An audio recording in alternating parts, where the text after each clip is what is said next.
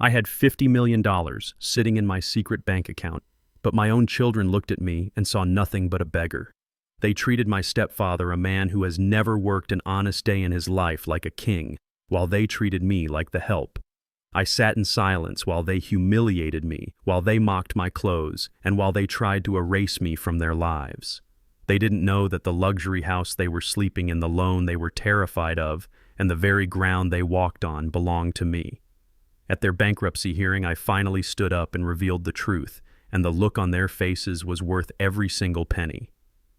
Before I tell you how I destroyed their world to save my dignity, please hit that like button and subscribe if you believe respect is earned, not bought.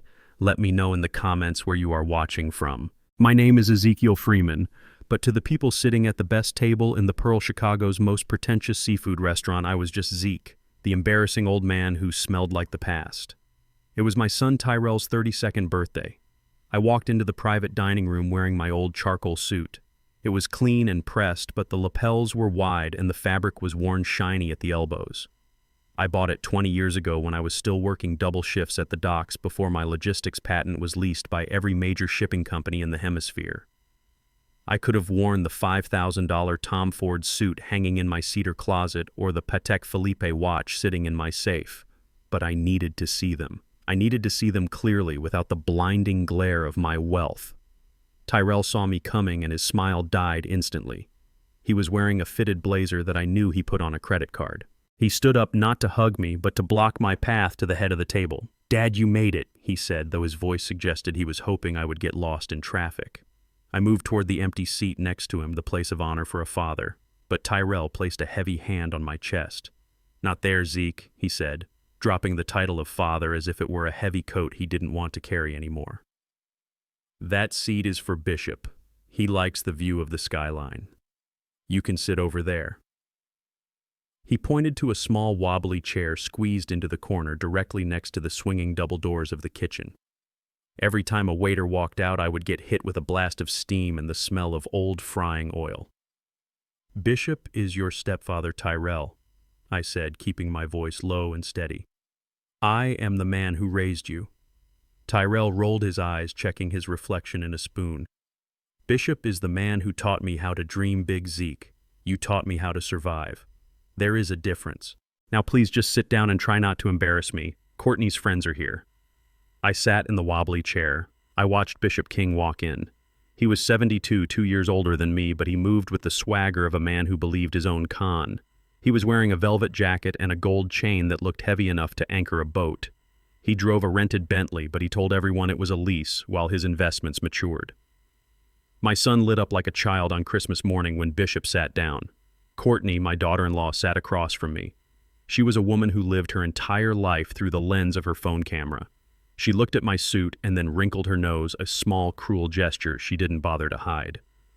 When the waiter came around with the wine list, a bottle that cost $300, he started to pour a glass for me. Courtney reached out and covered my glass with her hand. "Oh, don't waste the vintage Cabernet on Zeke," she said loudly enough for the entire table to hear. Her voice was light, airy, and laced with arsenic. "He is not used to the good stuff.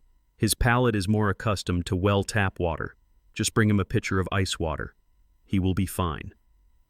The waiter froze, looking at me with pity. I felt the heat rise in my neck, not from shame, but from a simmering rage. I could buy this restaurant. I could buy the vineyard that made this wine. My driver, Michael, was waiting 2 blocks away in a Rolls-Royce Phantom that cost more than the mortgage on Courtney's childhood home. But I simply nodded at the waiter. "Water is fine," I said. Courtney laughed, a tinkling sound that grated on my nerves. "See?" she said to her friends. "He is so simple. It is actually kind of sad. We try to help him, but some people just prefer the struggle." I took a sip of my water. I watched them eat seafood towers and steaks, racking up a bill that I knew Tyrell could not afford. I watched Bishop tell stories about real estate deals that I knew didn't exist. He talked about a development in Dubai, a resort in Mexico, millions of dollars floating in the air like smoke. Tyrell hung on every word, his eyes wide with admiration. "That is amazing," Pop Tyrell said to Bishop. "You really have the golden touch." Bishop winked, flashing a smile that had charmed a dozen investors out of their life savings. "It is all about mindset, son," Bishop said, gesturing with a forkful of lobster. "You have to dress the part to get the part. You cannot walk around looking like a tragedy and expect to be treated like a triumph." He cast a sideways glance at me. The table erupted in polite, cruel laughter. I cut my chicken quietly. I was not there to argue. I was there to gather evidence. I was there to see if there was anything left of the son I drove to football practice, the boy I sat up with when he had a fever, the young man I sent to college with the overtime pay from my back-breaking shifts. Then came the gifts. Tyrell stood up and tapped his glass. "I want to make a toast," he said, "to the man who showed me what it means to be a success. To the man who stepped in and guided me when I needed a vision. To Bishop." He handed Bishop a small box. Bishop opened it to reveal a gold watch. It was flashy, likely bought on installment, but Bishop acted like he had just been crowned king. "Thank you, son," Bishop said, wiping a fake tear from his eye. "And because you have been such a good student, I have a little something for you." Bishop pulled a set of car keys from his pocket and tossed them onto the table. They landed with a heavy clatter next to the butter dish. "It is outside," Bishop announced. "A brand new Mercedes. The lease is in my name, but it is yours to drive." "You need a car that matches your ambition." Tyrell gasped. Courtney shrieked. They hugged Bishop as if he were a savior. I looked at the keys. I knew Bishop's credit score was lower than the temperature outside. That car was likely rented for the weekend or leased under a predatory subprime loan that Tyrell would end up paying for. But to them, it was magic. Then the room went quiet. Tyrell turned his gaze to me. The contrast was intentional. He wanted to highlight the difference between the stepfather who gave him a Mercedes and the biological father who drank tap water in the corner. "Well," Zeke Tyrell said, a smirk playing on his lips. "Do you have anything for me? Or did you just come for the free meal?" Courtney giggled, covering her mouth with her napkin. I reached into the inner pocket of my worn suit jacket. I felt the envelope there. Inside was a check for $50,000. It was the down payment for the house they were renting, a gift I had planned to give him to help them start building real equity. I looked at Tyrell's arrogant face. I looked at Bishop's smug grin. I looked at Courtney's disdain. I pulled my hand out of my pocket empty. "I brought you my presents," I said calmly. "And I brought you the truth, though I don't think you are ready to unwrap that gift yet." Tyrell scoffed, turning his back on me. "Typical," he muttered. "Absolutely useless. Mom was right to leave you. You are a dead weight, Zeke." He turned back to Bishop, pouring him more wine. "Let's drink to real family," Tyrell shouted. I stood up. I didn't say a word. I placed a $20 bill on the table to cover my chicken and my water because I never owe anyone anything. I walked out past the kitchen, past the laughing table, and out into the cold Chicago night. I texted my driver. I texted my lawyer. The dinner was over, but the lesson was just beginning. And I promised myself as I stepped into the heated leather interior of my Rolls-Royce that by the time I was done with them, they would wish they had never asked me for a single thing. I did not even have time to loosen my tie before the pounding started on my front door. It was not a knock. It was a demand. I knew who it was before I even turned the deadbolt. My apartment in South Chicago was not a palace. The paint in the hallway was peeling in long, dry strips, and the radiator hissed like a cornered cat. To my son Tyrell, this place was a symbol of my failure. To me, it was a fortress. I opened the door, and Tyrell pushed past me without a word, bringing a gust of cold wind and the scent of desperation into my living room. Courtney followed him, her heels clicking loudly on the linoleum floor. She looked around with her nose wrinkled as if she had just stepped into a sewer. Tyrell paced the small room, his hands shaking. He turned to me with eyes that were wild and bloodshot. He told me I needed to sell the apartment. He did not ask. He told me. He said Bishop had a once-in-a-lifetime opportunity. He called it a guaranteed return on a real estate development that was going to change the skyline. He needed $50,000 to buy in as a junior partner. He said Bishop was doing him a favor by letting him in at the ground level. I looked at my son. He was sweating. He was manic. He truly believed that Bishop King, a man who rented his jewelry, was going to make him a millionaire. I walked over to the small wooden table by the window. It was the same table where my late wife Sarah used to roll out dough for biscuits on Sunday mornings. Tyrell wanted me to sell the memories of his mother to fund the delusions of a con artist. I told him no. I told him this apartment was my home. I told him that Bishop King was selling smoke and mirrors. Tyrell slammed his hand on the table. The wood groaned under the impact. He shouted that I was jealous. He screamed that I was trying to hold him down because I was miserable and wanted company. He said I was a crab in a bucket pulling him back just as he was about to climb out. He looked at the faded wallpaper and the old armchair and asked me how I could choose to live like a rat when I could help him become a king. I stood there and took his insults. I let them wash over me. I did not tell him that I did not just own this apartment. I did not tell him that I owned this entire building. I did not tell him that I owned the building next door and the two across the street. I did not tell him that I lived in Unit 1B because it was on the ground floor and allowed me to keep an eye on the maintenance crew. I did not tell him that the radiator hissed because I was waiting for a part to arrive from Germany to fix the central boiler system for all my tenants. I played the role of the poor, stubborn old man because that was the only role he was willing to see. While Tyrell was screaming about his bright future, Courtney was wandering through my home like a health inspector looking for a violation. She opened my kitchen cabinets and sighed loudly when she saw the generic brand coffee. She walked into the bathroom and I heard the sound of the medicine cabinet creaking open. She had no right. She had no boundaries. She walked back into the living room holding a small orange bottle. It was my blood pressure medication, hydrochlorothiazide, a standard prescription for a man of 70. But Courtney held it up like she had found a smoking gun. She looked at Tyrell and lowered her voice to a stage whisper. She said, "Look at this, Tyrell." She said, "These pills can cause confusion." She said she had noticed I was repeating myself at dinner. She said I was forgetting things. She said living alone in this condition was dangerous. She looked at me with a fake sympathy that was colder than hate. She said, "Zeke, do you even remember what day it is?" I stared at her.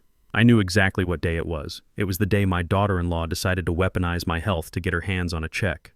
I knew the side effects of my medication better than she knew her own husband. But I stayed silent. I let her build her narrative.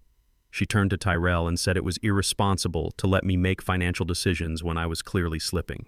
She said I was not competent. She said I was holding on to this property out of confusion and senility, not logic. Tyrell looked at the bottle and then at me. I saw the gears turning in his head. He did not want to believe I was sick because he cared about me. He wanted to believe I was sick because it gave him an excuse to take control.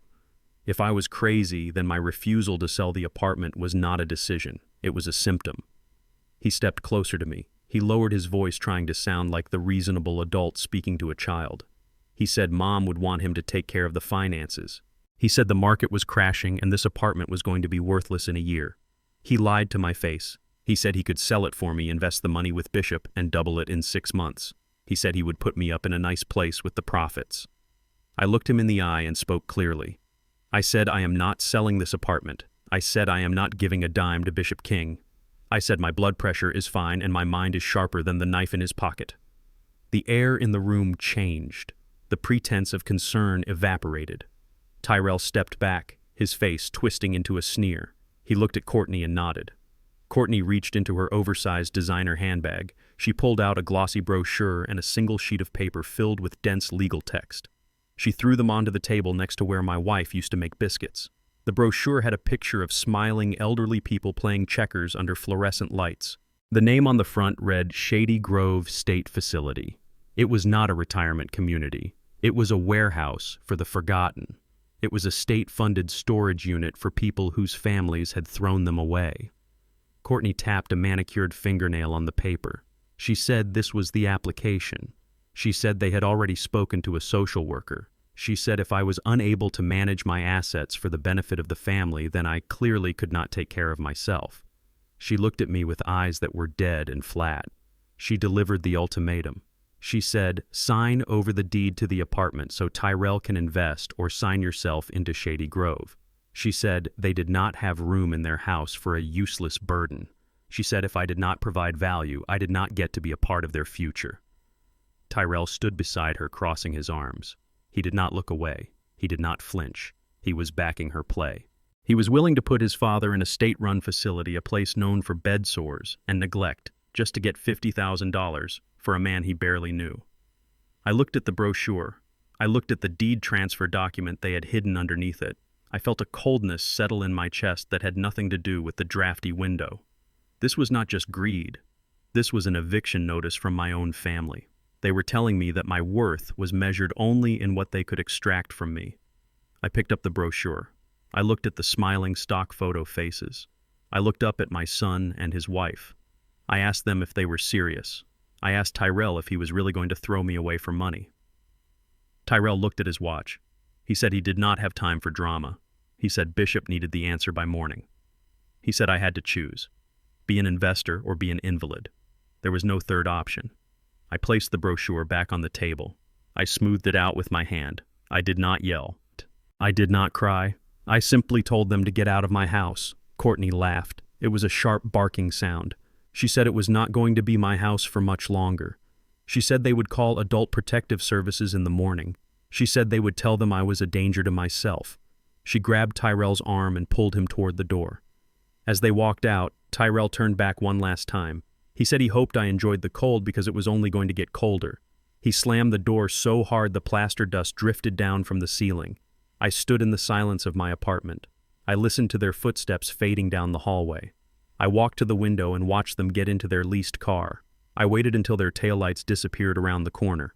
Then I walked to my bedroom closet and moved the old shoebox on the top shelf. Behind it was a wall safe. I punched in the code. Inside was a ledger and a burner phone. I took out the phone. I dialed a number I had not used in years. It was time to stop being the father and start being the landlord. If they wanted to play games with property and eviction, I was going to teach them how the game was really played. The address on the business card led to a glass tower downtown, the kind of building that charged you just to breathe the lobby air. I walked past the security desk with the confidence of a man who actually owned the building across the street, though nobody here knew that. I was just Zeke in his old coat coming to beg for scraps. Or so they thought. I took the elevator to the 35th floor. The sign on the glass doors read King Global Enterprises in gold lettering that looked like it had been stuck on yesterday. Bishop King was sitting behind a desk that was too big for the room. He was wearing a suit that shimmered under the recessed lighting, and he was shouting into a phone talking about liquid assets and offshore holdings. When he saw me, he didn't hang up. He just pointed a manicured finger at the chair opposite him and kept talking for another 5 minutes. It was a power move, a cheap one. When he finally put the phone down, he didn't offer me a hand. He leaned back, lacing his fingers behind his head, and smiled the smile of a shark that just found a wounded seal. He asked me if I had come to deliver the $50,000 personally. He asked if I had finally decided to stop holding my son back. I looked at him. I told him I was not there to invest. I told him I was there to warn him. I told him that if he took a single dime from Tyrell, I would make it my life's mission to audit every second of his existence. Bishop laughed. It was a loud, ugly sound that bounced off the glass walls. He stood up and walked around the desk, leaning against the edge so he could look down on me. He called me a washed-up dock worker. He said I smelled like grease and failure. He said men like me were jealous of men like him because we were too afraid to take what we deserved. He told me I was small. He told me I was the past. Then he leaned in close enough for me to smell the expensive scotch on his breath at 10 in the morning. He dropped the bomb. He told me I was too late to stop anything. He told me Tyrell didn't need my $50,000 anymore. He said Tyrell had already proven his loyalty. He said my son had signed a second mortgage on his house yesterday afternoon. He had cashed out all the equity he had built over 5 years and wired it directly to King Global Enterprises. I felt the blood drain from my face. That house was the only stable thing Tyrell had. It was the home where my grandchildren might have lived one day. Bishop saw my reaction and grinned. He tapped my chest with his finger. He said, Tyrell is a man of vision, Zeke. He knows you have to spend money to make money. He knows his real father is the one who can make him rich, not the one who tells him to save his pennies. I did not shove his hand away. I did not shout. I did not flip the desk. I sat perfectly still. The rage was there hot and white in my gut, but I pushed it down. I engaged the part of my brain that had built a logistics empire from a single truck. I stopped looking at Bishop as a rival and started looking at him as a liability. I started to look at the room, really look at it. I noticed that the mahogany desk had a small tag on the side that said Property of Rent a Center. I looked at the paintings on the walls. They were generic prints you could buy at any home goods store, the price tags barely scraped off the frames. I looked at the secretary outside the glass wall. She was young, pretty, and typing furiously on a computer that I could see was not even plugged into the wall outlet. She wasn't a secretary, she was an actress. I looked at the shelves behind Bishop. They were filled with binders labeled tax returns and investor profiles. One of the binders was leaning open slightly. It was empty. There were no papers inside, just air. This wasn't a global enterprise. It was a stage set. It was a boiler room operation designed to look like a hedge fund. It was a classic Ponzi scheme built on the desperation of people like my son. Bishop wasn't investing money. He was eating it. I stood up slowly. Bishop was still smirking, waiting for me to beg or scream. I did neither. I adjusted my coat. I looked him in the eye and said nothing. I turned around and walked out. As I passed the secretary, I saw her screen reflection in the glass door. She was playing solitaire. She didn't even look up. I walked to the elevator. My heart was heavy, not with fear, but with the terrible weight of what I knew I had to do. I had to let them fall. I had to let Tyrell hit the bottom because he would never believe me if I told him the truth now. He was too far gone. My phone began to buzz before the elevator even hit the lobby. The caller ID said Tyrell. I took a breath. I slid my thumb over the screen, but I did not just answer. I tapped the small red icon in the corner of my interface. Recording started. I put the phone to my ear. I didn't even get to say hello. Tyrell's voice was a raw scream. He asked me what I had done. He said Bishop just called him. He said I had marched into his office and threatened him. He said I was trying to sabotage the biggest deal of his life out of pure spite. I tried to speak. I said, Tyrell, listen to me.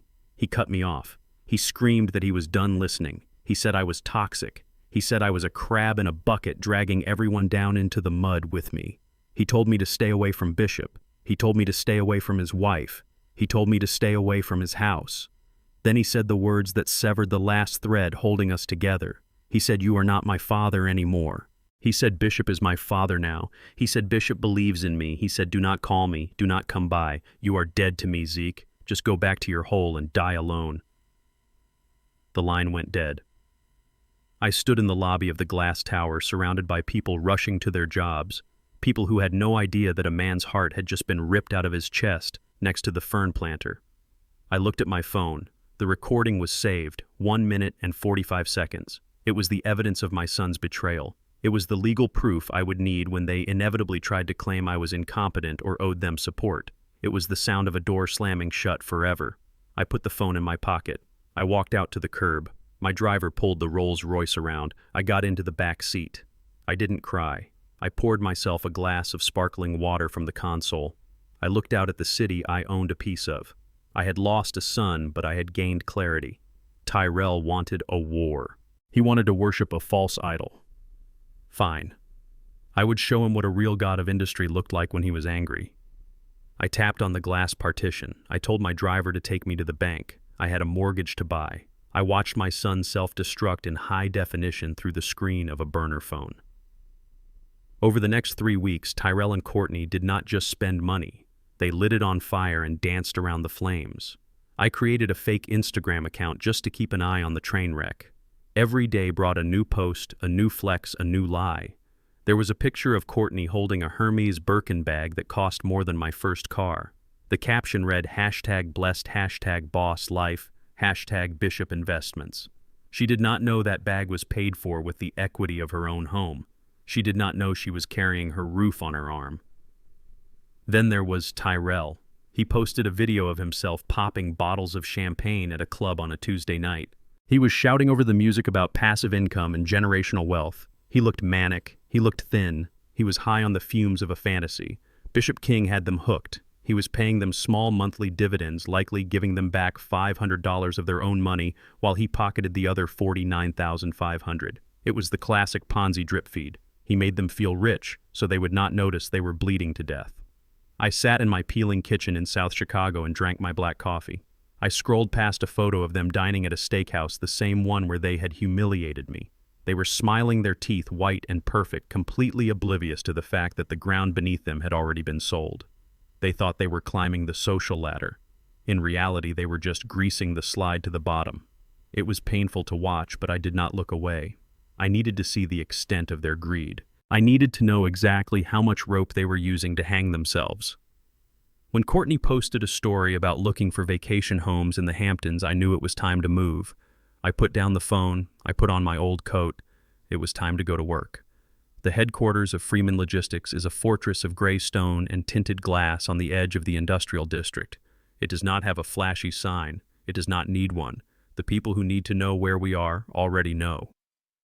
I walked past the security guard at the front desk. He stood up and straightened his tie. "Good morning, Mr. Freeman," he said with a nod of genuine respect. He did not see a bum in an old coat. He saw the man who signed his paycheck and paid for his daughter's braces. I nodded back and took the private elevator to the top floor. Mrs. Harper was waiting for me in the conference room. She was a woman of steel and mathematics, 60 years old, with eyes that could spot a decimal error from across the room. She had been my personal attorney for 20 years. She was the only person on earth who knew the exact dimensions of my empire. When I walked in, she did not comment on my attire. She simply slid a folder across the mahogany table. The papers were crisp and smelled of ink and power. She told me the incorporation papers were ready. She said ZF Capital was officially a registered entity. She asked me if I was sure I wanted to fund it with personal liquidity. I sat down. I took out my checkbook. It was not the one I showed Tyrell. This was the one from my private vault. I uncapped my pen. I wrote the date. I wrote the payee, ZF Capital. Then I wrote the number, 5000000, $50 million. I signed my name, Ezekiel Freeman. I slid the check back to her. I told her I had never been more sure of anything in my life. I told her this was not an investment for profit. It was an investment in justice. I told her that money is usually a shield, but today I was forging it into a sword. Harper looked at the check. She looked at me. She adjusted her glasses. She asked me what the first acquisition target was. She expected me to say a shipping lane or a warehouse district. I leaned forward. I told her I wanted to buy a debt. I told her I wanted to buy the mortgage on 421 Maple Drive. Harper paused. She knew that address. It was my son's house. She looked at me with a question in her eyes, but she did not ask it. She saw the look on my face. It was not the look of a father coming to the rescue. It was the look of a general cutting off the enemy's supply line. She nodded once. She picked up her phone. She said she would call the bank immediately. She said subprime mortgages were trading cheap, and the local bank would be happy to offload a high-risk loan. I stood up and walked to the window looking out over the rail yard that moved my containers across the country. I told her to make sure the transfer was airtight. I told her I wanted the title, the deed, and the right to foreclose in my hand by the end of the week. Harper worked with the efficiency of a guillotine. 3 days later, the paperwork was on my desk. The local bank had been all too eager to sell the note on Tyrell's house. They saw a young man with maxed-out credit cards and a second mortgage taken out with a shady investment firm. To them, it was a toxic asset. To me, it was leverage. I sat in my high-back leather chair and held the document. It was heavy. It was the legal ownership of the roof over my son's head.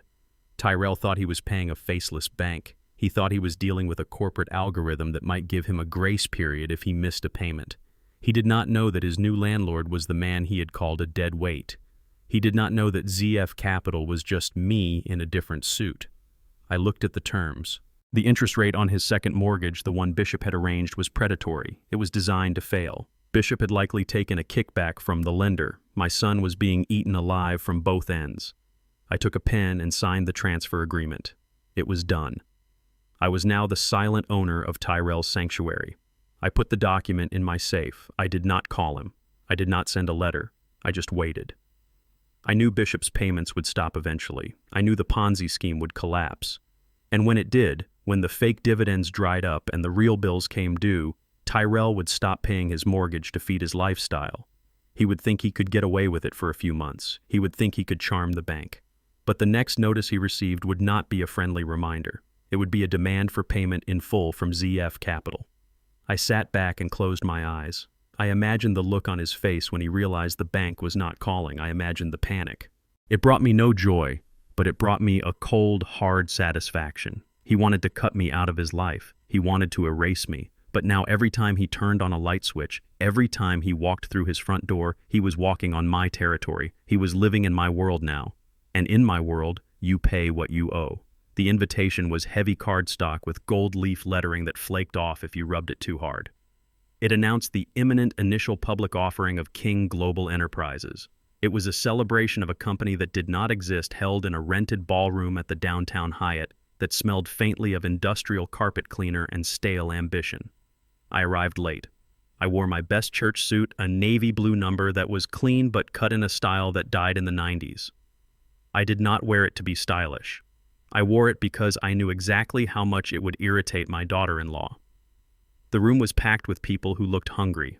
There were investors in ill-fitting tuxedos and women in gowns that were too tight, all of them holding glasses of cheap champagne and looking at Bishop King as if he were a messiah who was about to turn their water into wine. Bishop was on a raised platform in the center of the room, bathed in a spotlight, holding a microphone like a rock star. He was talking about synergy and paradigm shifts using big words he clearly did not understand to hide the fact that he was selling air. I spotted Tyrell standing near the front, clapping so hard his hands must have stung. He looked desperate to believe. He looked like a man who had bet his life on a horse with 3 legs. I started to make my way toward him, weaving through the crowd of true believers. I wanted to look him in the eye one more time before the floor fell out, but I did not make it to Tyrell. Courtney intercepted me like a linebacker in a sequined dress. She appeared out of the crowd, her face a mask of panic and social terror. She grabbed my arm with a grip that was painful. She steered me away from the center of the room, pushing me toward a group of potential investors she had been charming. She looked at them with a bright fake smile and then gestured to me with a dismissive wave of her hand. "Oh, excuse me, everyone," she said, her voice high and trilling. "This is just Zeke. He has been our family gardener for years. He is practically part of the furniture. I think he just came by to see the floral arrangements. Isn't that sweet?" The investors smiled politely, looking at me with the vague disinterest one reserves for the help. "Hello, Zeke," one of them said. "Nice work on the roses."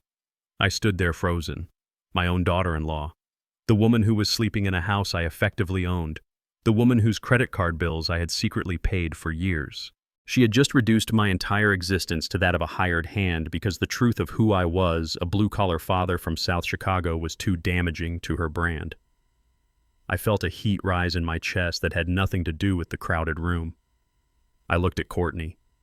She was glaring at me, her eyes pleading with me to play along, to be small, to be silent. I smiled. It was a cold smile. "The flowers are indeed beautiful," I said to the investor.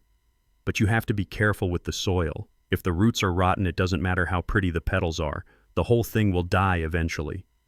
Courtney's smile faltered. She dug her nails into my arm and hissed under her breath for me to go find a drink in the back.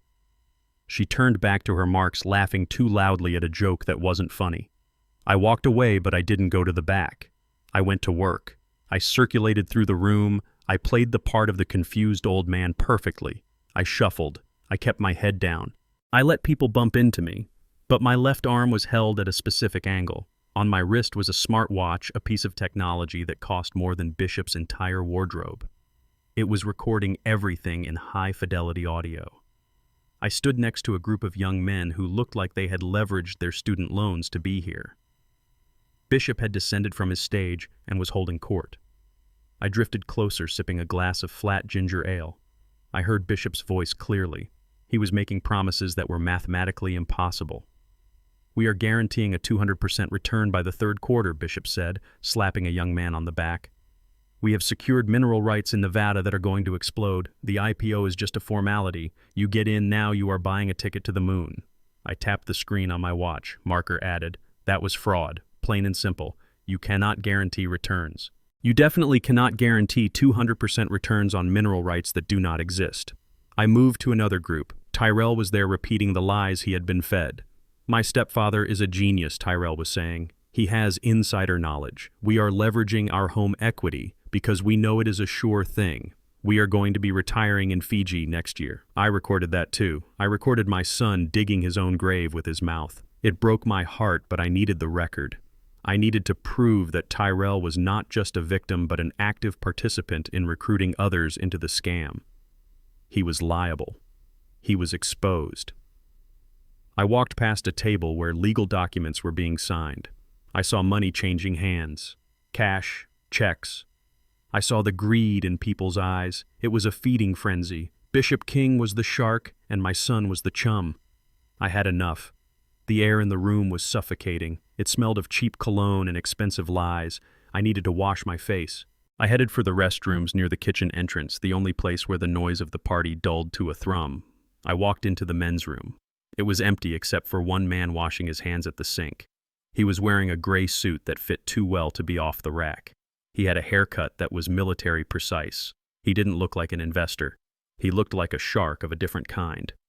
I went to the sink next to him and turned on the tap. I splashed cold water on my face, trying to wash away the feeling of Courtney's hand on my arm. I looked up into the mirror.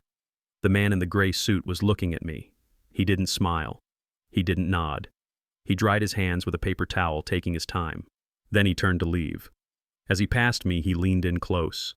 He didn't stop walking, but he spoke directly into my ear. His voice was low, flat, and terrifyingly calm. "Get him out, old-timer," he whispered. I froze. I turned to look at him. He stopped at the door, his hand on the handle. He looked back at me. His eyes were cold and hard. "Your son," he said. "Tell him to pull his money and run. Tonight. We have been building the case for 6 months. The raid is scheduled for Tuesday. It is over." He opened the door and walked out, disappearing into the noise of the party. I stood there in the silence of the tiled room. The water was still running. My heart hammered against my ribs. That was not a concerned citizen. That was the FBI. They were already here. They were inside. The timeline had just collapsed. I thought I had months to teach Tyrell a lesson. I thought I could let him fail slowly and then catch him, but I was wrong. The hammer was about to drop. If Tyrell was still listed as a partner on Tuesday, he wouldn't just lose his house. He would lose his freedom. He would go to federal prison. I looked at myself in the mirror. The gardener, the beggar, the dead weight. I turned off the water. I dried my face. I had to make a choice. I could let justice take its course and watch my son go to jail for his stupidity and greed. Or I could try one last time to save him from the fire he had lit. I walked out of the bathroom. I didn't look at the stage. I didn't look at the investors. I looked for my son. I had to warn him. Not as the landlord, not as the millionaire, but as the father who remembered holding him when he was small enough to fit in one arm. I had to try, even if he hated me for it, even if he spit in my face. I had to give him one last chance to jump off the sinking ship before the torpedo hit. The snow in Chicago does not fall gently. It attacks. It comes in sideways off the lake like 1,000 frozen needles seeking out every gap in your clothing. I drove my old truck to Maple Drive because taking the Rolls-Royce would have defeated the purpose. I needed to be Tyrell's father tonight, not his banker. I pulled up to the house that I technically owned. The windows were glowing with warm yellow light. I could see the silhouette of a Christmas tree in the living room window, even though it was only November. They were playing house inside a structure that was built on quicksand. I walked up the driveway. The wind whipped my coat around my legs. My knuckles were raw from the cold, but I pounded on the heavy oak door with everything I had. I did not ring the bell. This was not a social call. This was a rescue mission. I shouted for Tyrell. I shouted for him to open the door. I yelled that we did not have time. I yelled that the FBI was coming on Tuesday. I yelled that Bishop King was a fraud and that the raid was already scheduled. I screamed at the wood and the glass, hoping that my voice would penetrate the wall of delusion they had built around themselves. I stood there, in the swirling white dark, shivering not just from the temperature, but from the terrified certainty that my son was about to walk into a cage he could not see. I pounded until my hand ached. I shouted until my throat was raw. I told them about the man in the bathroom. I told them about the empty binders. I told them to pull their money out now tonight before the accounts were frozen at 9 a.m. I was begging. For the first time in 40 years, I was begging. The door did not open. Instead, a small circle of blue light illuminated on the doorframe. It was the video doorbell. Courtney's voice crackled through the speaker, tiny and distorted and dripping with venom. She asked me if I was drunk. She asked me if I had finally lost my mind completely.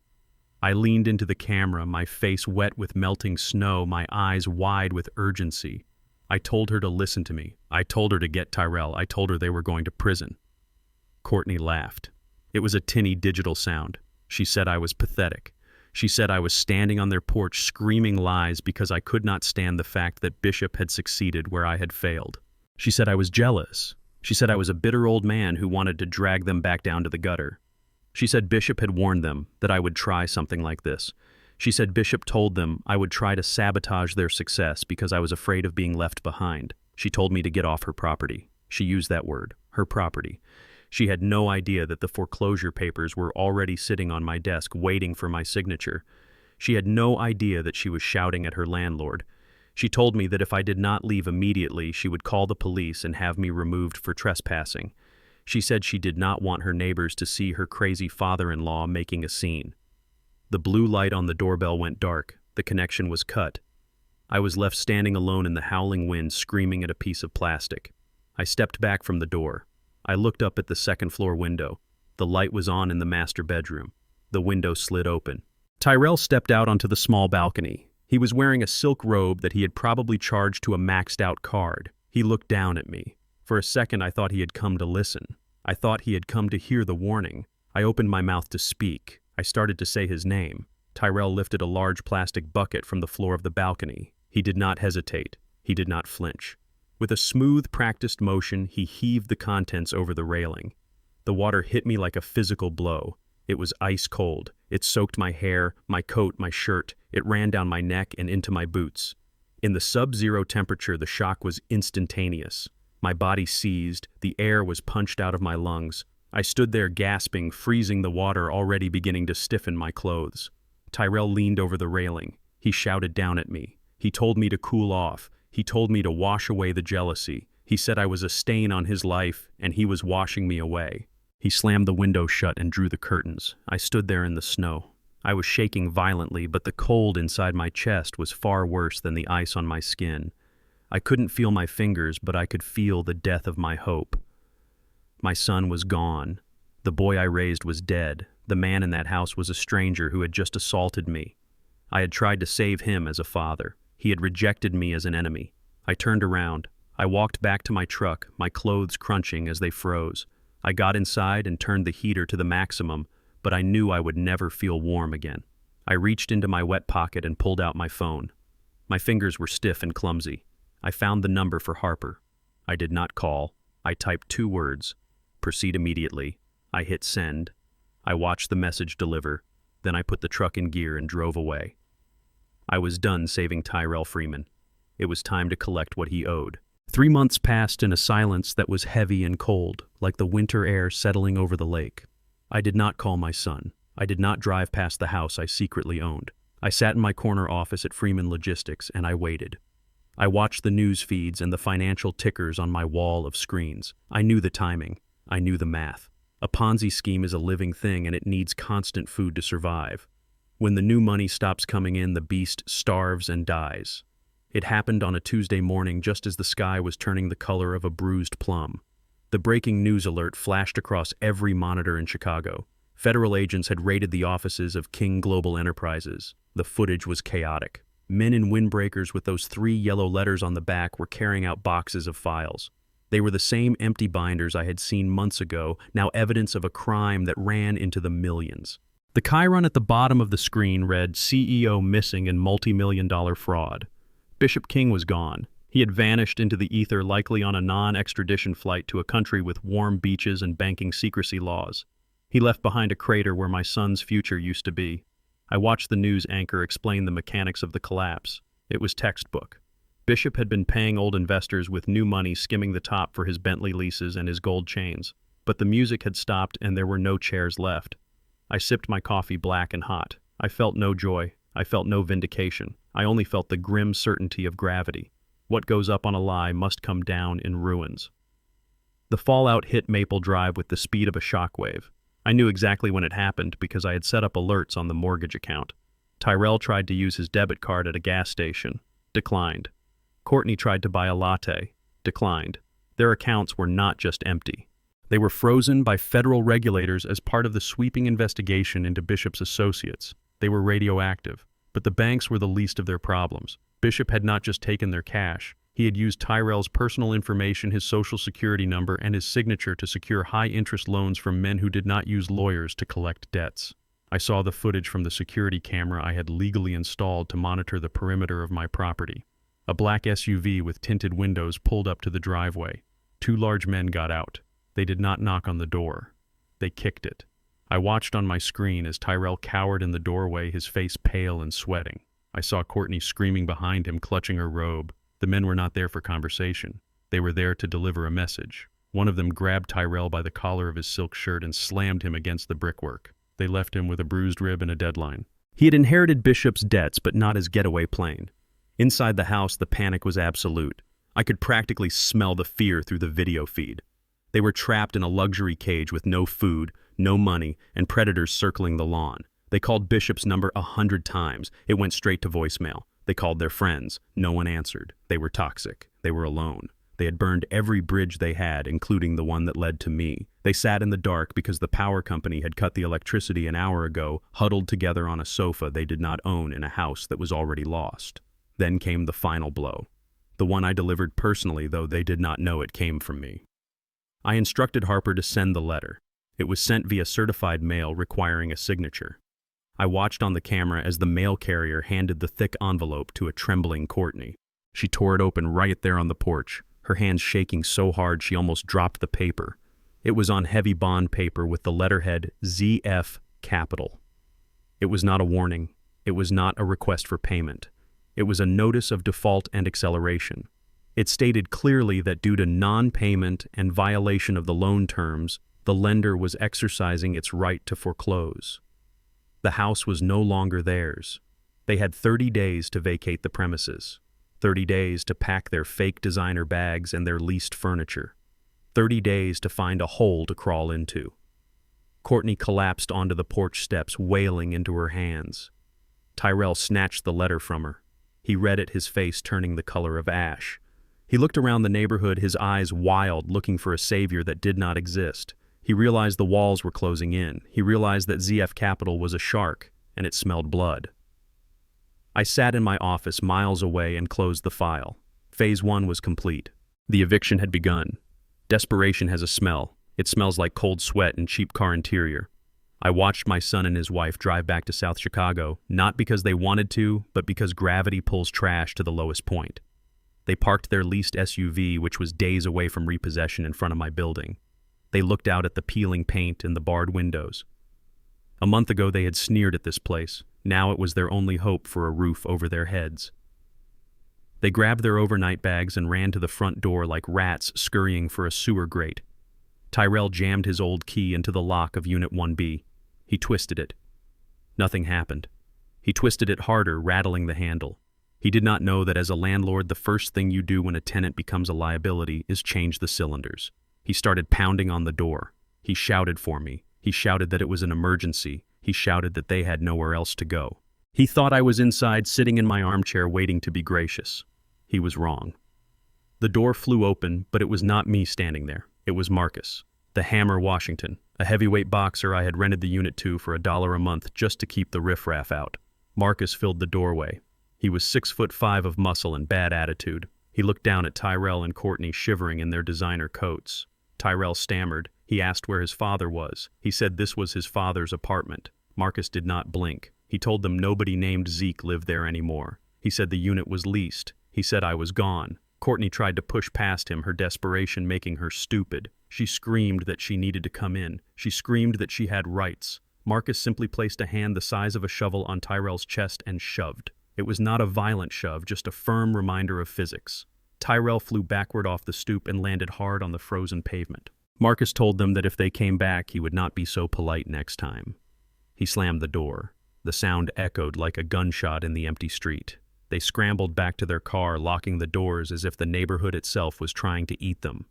They were hyperventilating. The heater was blasting, but they were shaking with a cold that went down to the bone. Tyrell pulled out his phone. His hands were trembling so badly he dropped it twice before he could dial. He called my number, the number he had ignored for years, the number he had blocked when he was riding high with Bishop. He put it on speaker. The automated voice was cool and final. The number you have reached has been disconnected or is no longer in service. Tyrell stared at the phone. He dialed again. Same result. He tried to text me. Message failed to deliver. He looked at Courtney, and for the first time I saw the dawn of true terror in his eyes. He realized I was not just mad. I was not just sulking. I had erased myself. I had vanished. To them, I was the safety net that was always supposed to be there no matter how much they cut the strings. Now they were falling and there was nothing below them but concrete. They sat in that car for an hour calling everyone they could think of. They called the hospitals. They called the police non-emergency line asking if an old man had been found confused or wandering. They were told nothing. They realized that without me, They had no access to resources. They had no access to my small pension they thought they could steal. They had no access to the apartment. I had become a ghost. And ghosts cannot be manipulated. Ghosts cannot be guilted into signing checks. They were alone in a city that wanted to devour them with predators closing in from every side. Courtney started rummaging through a box of old papers they had managed to grab from their house before the eviction notice became a physical removal. It was a desperate search for anything they could sell or leverage. She was throwing tax returns and old birthday cards into the back seat. Then she stopped. Her hand froze on a document that was yellowed with age. It was a copy of a life insurance policy I had taken out 30 years ago when I was working the docks. It was a standard term life policy with a payout of $100,000. I had forgotten I even had it in that box. To me, it was pocket change. To them, it was a fortune. Courtney held the paper up to the dashboard light. Her eyes scanned the terms. Beneficiary Tyrell Freeman. Her breathing changed. It slowed down. The panic in her face smoothed out into something sharp and focused. She looked at the date. It was still active. She looked at the payout conditions. Death, or declared death in absentia after a period of missing person status. She turned to Tyrell. Her eyes were not the eyes of a scared wife anymore. They were the eyes of a wolf that had just found a wounded deer. She whispered that $100,000 could get them out of the country. She said it could buy them new identities. She said it could fix everything. Tyrell looked at the paper and then at her. He asked what she meant. He said I wasn't dead. Courtney looked out the window at the dark, empty street where I had supposedly vanished. She said I was old. She said I was confused. She said people like me went missing all the time in neighborhoods like this. She said if I never came back it would be a tragedy, but it would also be a solution. She looked back at Tyrell and the predatory gleam in her eyes was unmistakable.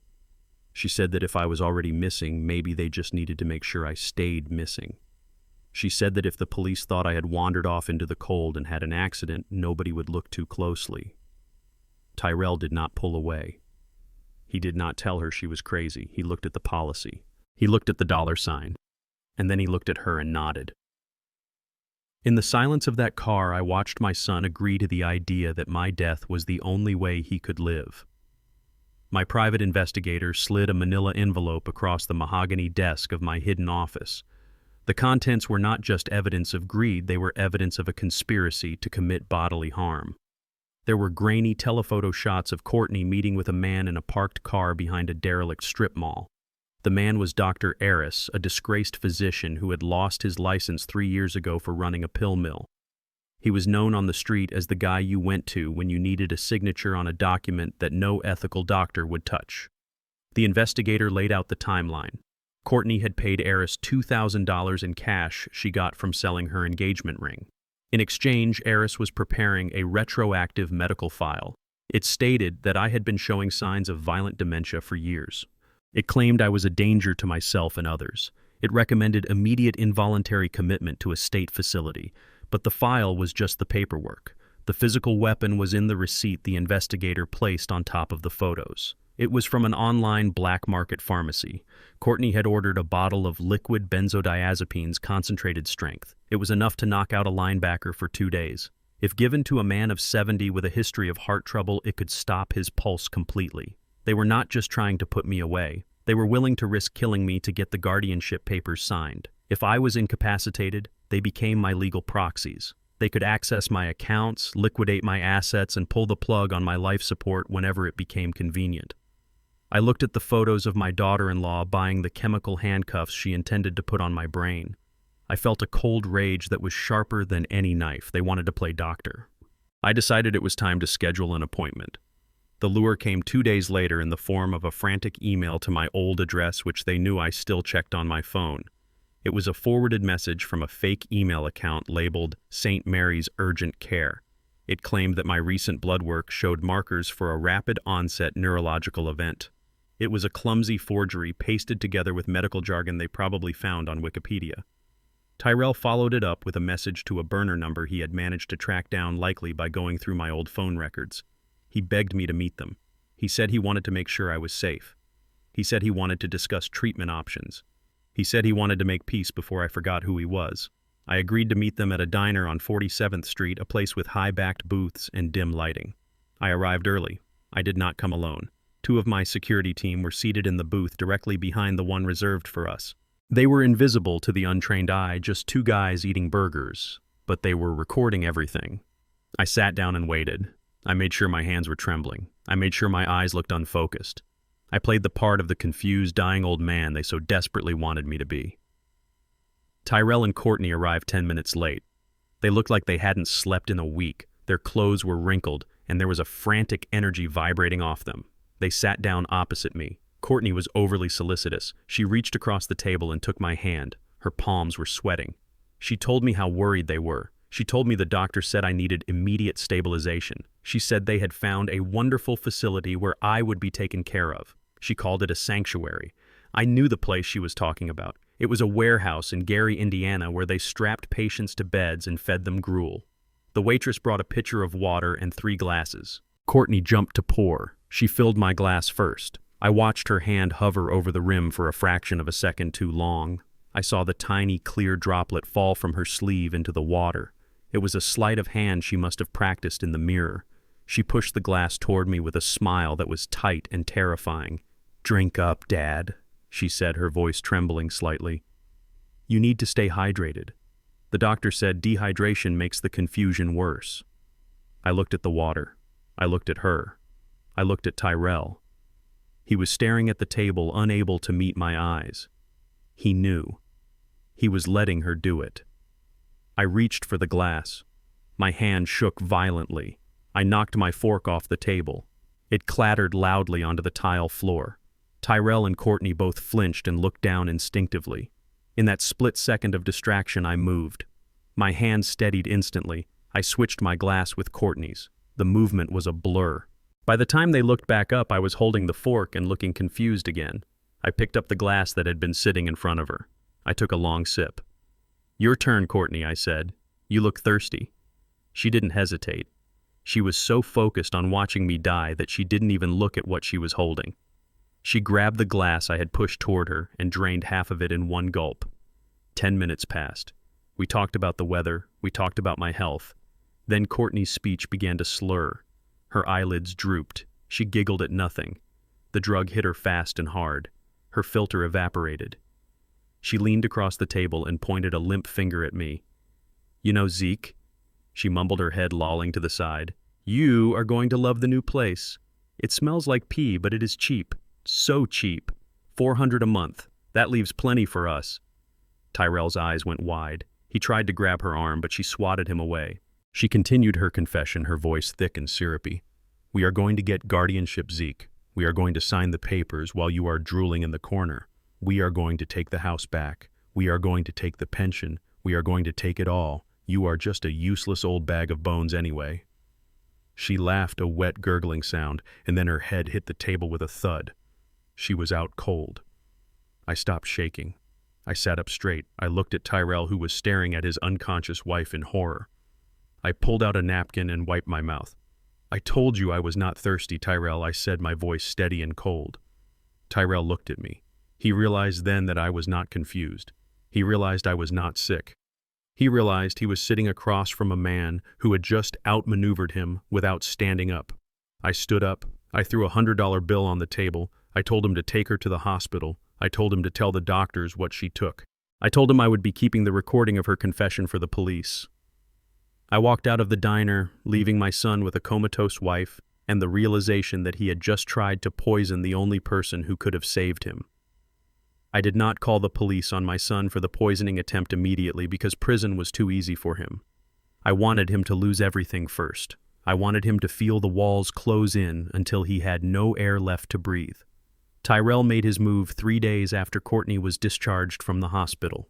He walked into the office of a discount bankruptcy attorney, someone whose face was on a billboard next to the highway. He filed for Chapter 7 protection. It was a desperate gambit, but a calculated one. He knew that bankruptcy triggers an automatic stay. It stops all collection efforts. It stops the foreclosure dead in its tracks. He thought he had bought himself time. He thought he had found a loophole that would let him keep the lifestyle he had stolen. Under the homestead exemption laws, he believed he could wipe out the unsecured debts from Bishop's sharks and force the mortgage holder to renegotiate the terms. He was banking on the idea that ZF Capital was a massive faceless hedge fund in New York or London. He assumed that a fund managing billions would not waste time and expensive legal fees chasing a single residential mortgage in Chicago. He thought he was a rounding error to me. He thought he was insignificant. He did not know that ZF Capital had only one asset and one mission. He did not know that the entire board of directors was sitting in a Rolls-Royce watching him sign the papers that would seal his fate. He walked out of that lawyer's office with a strut I had not seen in months. He thought he had beaten the system. He thought he had outsmarted the bank. He went home to the house he had not paid for in months and told Courtney that everything was going to be fine. He told her they would keep the house. He told her the debts would vanish like smoke. He was celebrating a victory that was actually a confession.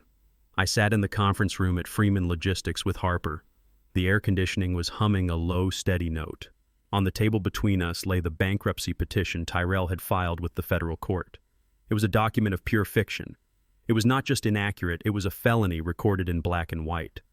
We went through the schedules line by line. Schedule A-B requires the debtor to list all personal property. Tyrell had checked none for almost every category. Under jewelry, he listed 0. I pulled up a photo on my tablet. It was taken 2 weeks ago. Tyrell was wearing a Breitling Navitimer watch. Value $8,000. Under clothing, he listed $100. I pulled up another photo. He was wearing a Gucci belt and Balenciaga sneakers worth more than my truck. Under cash on hand, he wrote $50. My investigator had photos of him withdrawing $2,000 from an ATM the day before the filing trying to hide liquid assets. He had transferred the title of the Mercedes to a friend the week before, which was a fraudulent conveyance. He had hidden Courtney's designer bags in a storage unit rented under her maiden name. He had lied about his income. He had lied about his expenses. He had signed his name under penalty of perjury declaring that he was destitute while hiding $50,000 worth of luxury goods. Harper looked at me over the rim of her glasses. She said, "This is not just a bad filing, Zeke." She said, "This is bankruptcy fraud." She said, "This is a federal crime." She said, "We have him." I looked at my son's signature on the bottom of the page. It was the same signature he had used to try and steal my identity. I nodded. I told her to proceed. I told her I did not want a settlement. I wanted a trial. Harper drafted the complaint that afternoon. She did not just file a standard objection. She filed an adversary proceeding. It is a lawsuit within the bankruptcy case. We were suing Tyrell in federal court to deny him the discharge of his debts based on fraud and concealment of assets. We attached the photos. We attached the bank records. We attached the proof of the car transfer. We built a cage out of paper and locked him inside. The process server found Tyrell at the pharmacy where he was picking up Courtney's new prescriptions. Tyrell took the thick packet of legal documents. He glanced at the cover page. United States Bankruptcy Court. Plaintiff ZF Capital. Defendant Tyrell Freeman. He did not look scared. He looked annoyed. He tossed the papers onto the passenger seat of his car like it was junk mail. He called Courtney on speakerphone as he drove away. I heard the conversation through the tap on his phone. He told her not to worry. He laughed a dry, arrogant sound. He said it is just a formality, baby. He said these big funds always file an objection automatically just to see if we settle. He said they will not show up to court. He said it costs them more to send a lawyer than the debt is worth. He said we are going to walk in there, say we are broke, and walk out free. He said nobody cares about us, Zeke. He said we are invisible. He drove home to the house he thought he had saved, completely unaware that he was driving straight into the teeth of the trap. He thought he was invisible. He was about to become the center of attention. The federal courthouse in downtown Chicago is a place designed to make you feel small. The ceilings are too high and the benches are too hard and the air is recycled so many times it tastes like old pennies. I sat in the back row of courtroom 4B wearing a hat pulled low and a scarf wrapped around my face. I was invisible. Tyrell and Courtney sat at the defendant's table. They had dressed for the occasion. Tyrell was wearing a suit that was 2 sizes too big, likely bought at a thrift store the day before to make him look shrunken and pathetic. Courtney was wearing a plain gray cardigan and no makeup. She looked pale. She looked fragile. It was a performance worthy of an Oscar. They stood before Judge Sterling, a man known for his leniency toward debtors who had fallen on hard times. Tyrell spoke first. His voice was a masterpiece of trembling humility. He told the judge that he was a simple man who had been targeted by a sophisticated predator. He painted Bishop King as a monster who had groomed him for years. He said he had only mortgaged the house because he wanted to give his wife a better life. He said they had lost everything. He said they were currently living on the charity of friends, which was a lie because they were squatting in a motel using the cash they had hidden. Then it was Courtney's turn. She wept. She did not just cry, she wept. She told the judge that they were good people who had made a mistake. She said they had learned their lesson. She said they just wanted a fresh start so they could raise their unborn child in peace. She did not mention that she was not pregnant. She did not mention the poison. She placed a hand on her stomach and looked at the judge with wide, tear-filled eyes. She said, "Your Honor, we have nothing left. We have sold every stick of furniture. We are eating ramen noodles. We just want the harassing phone calls to stop. We just want to be safe." The judge nodded slowly. I could see he was buying it. He looked at them and saw two young kids who got in over their heads. He looked at the empty plaintiff's table where Harper was sitting alone, and he saw a big, mean corporation trying to crush the little guy. He leaned forward. He said the court is inclined to grant the discharge. He said it appears the debtors have been victims of significant fraud and have no remaining assets to liquidate. Tyrell squeezed Courtney's hand. I saw the ghost of a smirk touch his lips. They thought they had won. They thought they had acted their way out of a hole. Then Harper stood up. She did not look like a shark. She looked like a librarian who had just found a book that was overdue by 10 years. She adjusted her glasses. She picked up a single piece of paper. She said, "Your Honor, before you rule ZF Capital, would like to introduce evidence regarding the debtor's schedule of assets." Tyrell rolled his eyes. He whispered something to Courtney, probably telling her not to worry. Harper walked to the podium. She looked at Courtney. She asked Mrs. Freeman, "You stated under oath that you have sold all personal property of value, is that correct?" Courtney nodded vigorously. "Yes, ma'am. Everything. Even my wedding ring." Harper placed the paper on the overhead projector. An image appeared on the screens around the courtroom. It was a high-resolution photograph of Courtney standing at the counter of a luxury consignment shop in the Gold Coast. The timestamp was dated 3 days ago. She was handing over a bright orange Hermes Birkin bag. Harper spoke clearly. "This is a photo of you, Mrs. Freeman, selling a handbag 3 days after you filed for bankruptcy protection. The bag is valued at $12,000. You did not list this bag on your asset schedule. You did not declare the cash you received from this sale." Courtney went white. She stammered. She said that was an old fake. She said she only got $50 for it. Harper switched the slide. It was a copy of the receipt from the shop. It showed a cash payout of $7,500. Harper looked at the judge. "Your Honor, the debtor concealed a luxury asset, sold it for cash post-petition, and failed to report the income. This is not a mistake. This is bankruptcy fraud. And we have reason to believe this is just the tip of the iceberg. We have evidence of a Breitling watch sold last week. We have evidence of cash withdrawals. The debtors are not destitute. They are hoarding assets while asking this court to wipe away their obligations."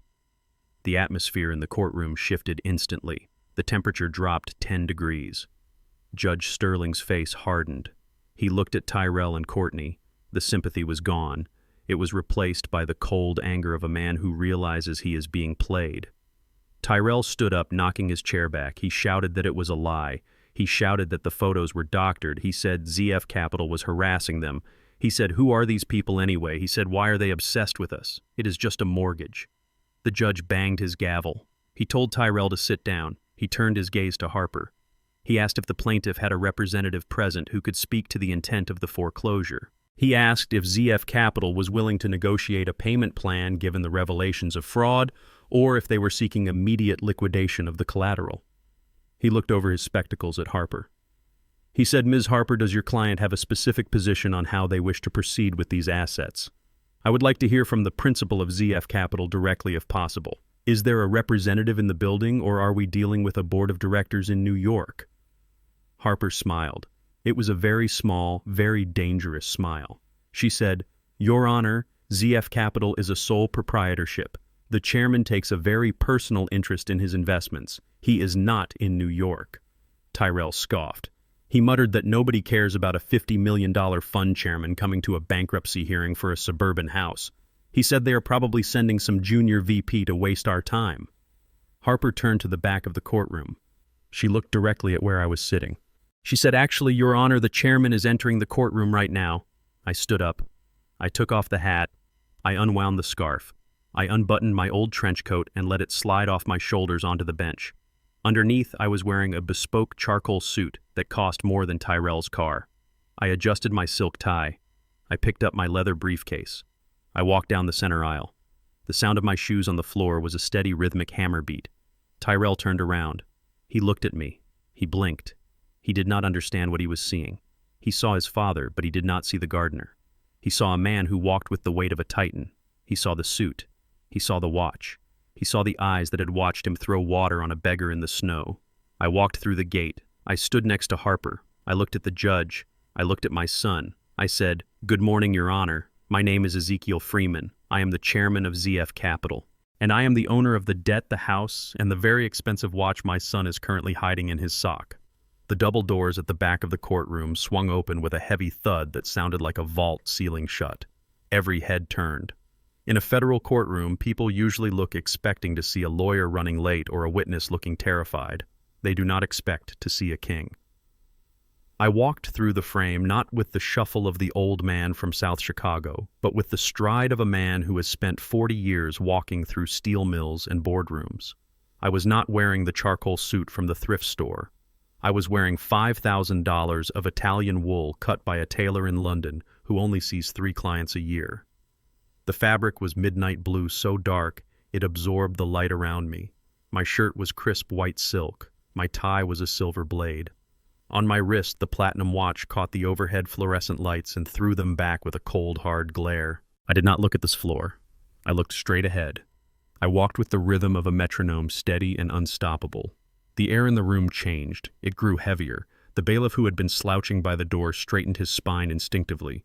He did not know who I was, but his lizard brain recognized power when it walked past him. I was not Zeke the gardener. I was not Zeke the burden. I was Ezekiel Freeman, the man who commanded a fleet of 5,000 trucks and ships that moved the world. I was the man who built an empire out of sweat and logistics. I carried a leather briefcase that cost more than the monthly rent on Tyrell's first apartment. I walked down the center aisle and the sound of my heels on the marble floor was the only noise in the room. Tyrell turned in his seat. His eyes widened until I thought they might split. He blinked rapidly, trying to process the visual data that his brain was rejecting. He saw his father, but the context was wrong. It was like seeing a lion walking down a grocery aisle. His arrogance, which had been shaken but not broken by the proceedings, suddenly turned into a frantic confusion. He stood up so fast his chair skidded backward with a screech that made the stenographer wince. He stepped into the aisle, blocking my path. He looked at my suit. He looked at my face. He laughed, a nervous, high-pitched sound that bordered on hysteria. He asked me what I was doing here. He hissed at me to leave. He said, "Dad, you are confused." He said, "This is a federal court, not a church basement." He said I was going to get arrested for loitering. He looked at the judge and waved his hand dismissively. He said, "Your Honor, please forgive him." He said, "My father is senile." He said he wanders off. He said he thinks he is important, but he is just a retired janitor. He reached out to grab my arm to steer me toward the exit, just like Courtney had done at the party. He thought he could handle me. He thought I was frail. I did not stop walking. I did not flinch. When his hand reached for my lapel, I didn't even look at it. I simply kept moving with the momentum of a freight train. I walked right through his space. He had to stumble backward to avoid being trampled. He tripped over his own feet and fell against the wooden railing of the gallery. He looked up at me from the floor, his mouth agape, his face flushing with humiliation. I did not look down at him. He was beneath my notice. I walked past the defense table where Courtney was staring at me with her hand over her mouth, her eyes darting between my shoes and my face, trying to calculate the cost of my outfit. I walked past the witness stand. I approached the plaintiff's table. Harper stood up immediately. She did not look surprised. She looked vindicated. She pulled out the heavy oak chair at the head of the table. I sat down. I placed my briefcase on the table. I unlocked the brass latches with 2 sharp clicks that sounded like gunshots in the silent room. I adjusted my cuffs. I folded my hands on the table. Tyrell scrambled to his feet. He looked at the judge. He pointed at me. He shouted that this was a farce. He shouted that I had no business sitting there. He shouted that I was mentally incompetent and needed to be removed by security. Judge Sterling banged his gavel. He ordered the defendant to sit down and be silent or be held in contempt. Tyrell collapsed into his chair, breathing hard, his eyes fixed on me with a mixture of fear and fury. The judge turned his gaze to me. He looked over his spectacles. He studied my suit. He studied my demeanor. He saw the man who was not supposed to be there. He asked clearly for the record if I was the representative for the creditor ZF Capital. I leaned forward. I grasped the neck of the microphone. I pulled it closer. The feedback whined for a split second before settling into a low hum. I looked across the aisle. I looked directly into the eyes of my son. I saw the moment the realization hit him. I saw the moment the bottom fell out of his world. I did not blink. I spoke with the voice that had negotiated mergers and broken strikes. My voice was deep, resonant, and absolutely cold. I said, "Good morning, Your Honor. There appears to be a significant misunderstanding regarding the identity of the plaintiff. The defendant knows me only as a retired laborer. He knows me as a man with no assets. He knows me as a beggar he threw water on in the snow. But that is not who I am. My name is Ezekiel Freeman. I am the founder and chairman of ZF Capital. I am the owner of the mortgage on 421 Maple Drive, and I am the creditor who has come to collect the debt from his own son." The silence that followed my declaration was not empty, it was heavy with the sudden crushing weight of reality. The air conditioner hummed, but no one breathed. Tyrell stood frozen in the aisle, his mouth opening and closing like a fish on a dock. He looked from my face to the judge, and back again, waiting for the punchline of a joke that was not coming. Harper stood up and placed a thick bound document on the judge's bench. It was not a mortgage deed. It was a consolidated financial statement audited by one of the Big Four accounting firms. Judge Sterling put on his reading glasses. He flipped the page. He stopped. He looked up at me over the rim of his spectacles, his eyebrows raising in genuine surprise. He read the number aloud for the record. $50 million in verified assets. The murmur that swept through the gallery was like a wave hitting the shore. Tyrell gripped the railing of the gallery box, his knuckles turning white. He looked at me with a hunger that was terrifying to behold. He did not see his father anymore. He saw a lottery ticket he had thrown in the trash. I stood up and buttoned my jacket. I looked at my son. I told the court about the Freeman optimization algorithm. I told them how 20 years ago I sat at the kitchen table night after night drawing diagrams on napkins trying to figure out how to make shipping containers move faster through bottleneck ports. I told them how a teenage Tyrell had laughed at me. I told them how he had called my work useless scribbles and told me I should get a real job like a manager at a retail store.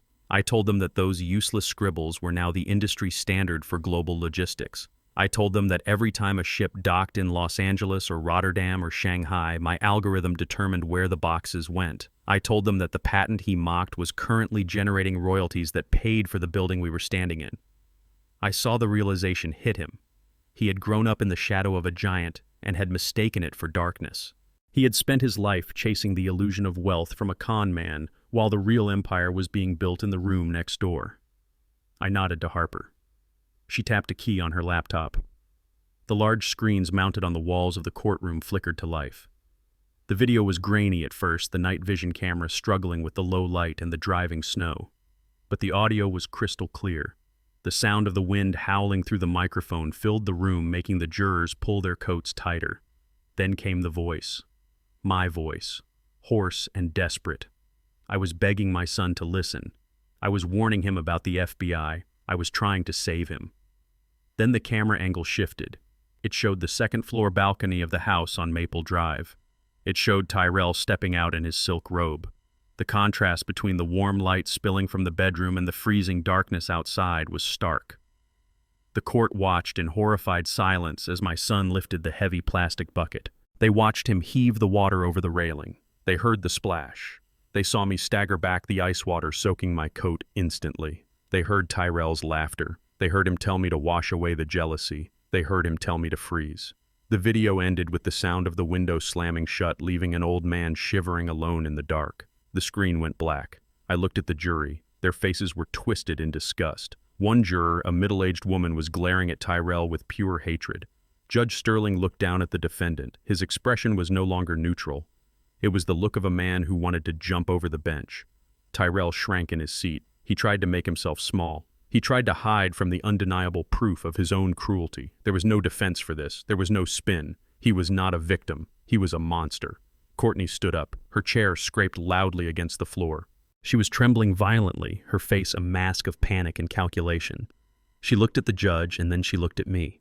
She burst into tears, but they were the dry, heaving sobs of someone who has been caught, not someone who is sorry. She stammered. She pointed a shaking finger at Tyrell and then at me. She said, "Dad, we did not know. She said you never told us. She said if we had known you had money, we never would have worried so much. She said we only wanted what was best for you.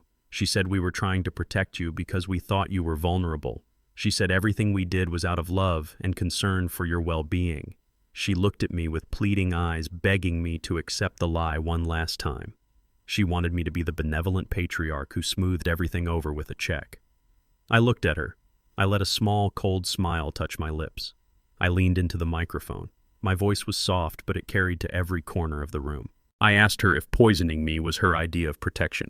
I asked her if the sedative she slipped into my water at the diner was an act of love. I asked her if she thought a chemical lobotomy was the best way to show concern for my well-being. Tyrell collapsed. It was not a graceful fall. It was the heavy thud of a man whose skeleton had simply turned to dust under the weight of the truth. He hit the knees of his thrift store suit against the hard courtroom floor, and the sound echoed like a gavel strike. He did not care about the judge. He did not care about the jury. He crawled toward the plaintiff's table. He reached out with shaking hands and grabbed the hem of my $5,000 trousers. He buried his face in the fabric and began to sob. It was a wet, ugly sound. He begged me. He called me Dad. He said he was sorry over and over again until the words lost their meaning and became just noise. He said it was all Bishop. He said Bishop had brainwashed him.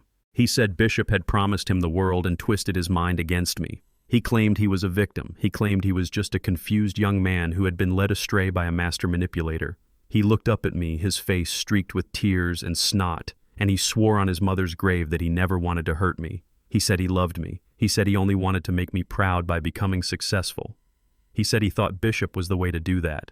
He clung to my leg like a drowning man clinging to a piece of driftwood. The courtroom watched in stunned silence. It was pathetic. It was humiliating. But I did not feel pity. I looked down at the top of his head and I felt nothing but a cold, hollow distance. I stepped back, pulling my leg away from his grasp. I smoothed the fabric of my pants. I did not offer him a hand up. I did not offer him a tissue. I let him stay on the floor where he had put himself. I looked at the judge who was watching the scene with an expression of deep distaste. Then I looked back at my son. I waited until his sobbing quieted down to a whimper. I waited until he looked up at me with those red-rimmed eyes, hoping to see the soft forgiveness of the father he used to know. But that father was gone. That father had frozen to death on his front porch 3 months ago.